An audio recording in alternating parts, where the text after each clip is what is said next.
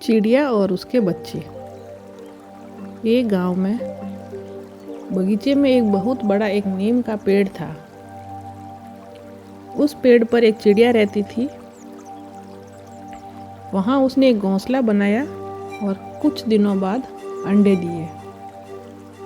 थोड़े दिन बाद उन अंडों से चूजे निकले। यह देखकर चिड़िया बहुत खुश हुई। अब हर रोज़ चिड़िया अपने बच्चों के लिए खाना ढूंढने जाती। शाम होते ही वापस अपने घोंसले में आ जाती। इस तरह चिड़िया बड़े प्यार से अपने बच्चों की देखभाल करने लगी। उस पेड़ के नीचे एक चबूतरा भी बना हुआ था। घोंसले की सारी गंदगी नीचे उस चबूतरे पर आकर गिरती।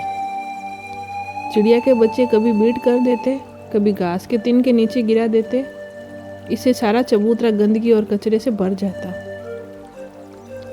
एक दिन अचानक बगीचे का मालिक वहां आया और उसने देखा कि चबूतरा तो बहुत ज़्यादा गंदा हो गया है। उसने पेड़ पर देखा तो उसे एक घोंसला दिखाई दिया।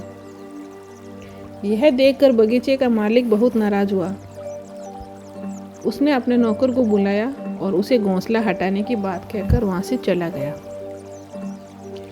इधर चिड़िया के बच्चे ये देखकर बहुत ज़्यादा डर गए और ये बात उन्होंने शाम को अपनी माँ को बताई। तो चिड़िया ने कहा, डरो मत बच्चों, मौज से रहो। कुछ दिन तक ऐसे ही चलता रहा। अब चिड़िया के बच्चे थोड़े बड़े हो गए। थोड़े दिन बाद बगीचे का मालिक एक बार फिर वापस आया। उसने देखा घोंसला तो अब भी वहीं पर है। इस बार उसने बेटे को बुलाया और उसे घोंसला हटाने की बात कहकर चला गया। चिड़िया के बच्चे ये देखकर फिर से बहुत ज़्यादा डर गए। शाम को जब माँ घर आई तो सारी बात बताई। चिड़िया ने कहा, डरो मत, मौज से रहो, कुछ नहीं होगा। इस तरह दिन बीतते गए। अब तक चिड़िया के बच्चे थोड़ा थोड़ा उड़ना सीख चुके थे। थोड़े देर गुजरने के बाद बगीचे का मालिक एक बार फिर वापस आया।